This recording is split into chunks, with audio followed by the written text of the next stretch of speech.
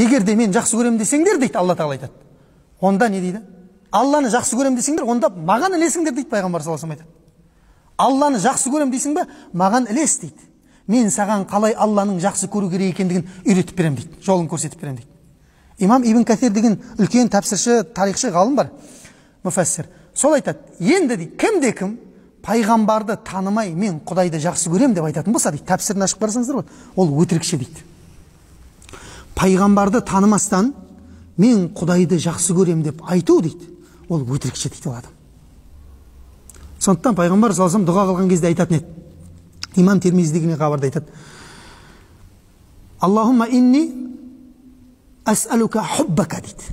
Я Алла, мен сенің махаббатыңды сұраймын дейді.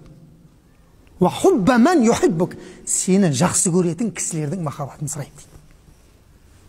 Ва хубба амалин юқаррибуни иля хуббик, және сенің махаббатыңа алып баратын ізгі кісілердің амалдарының махаббатын сұраймын дейді.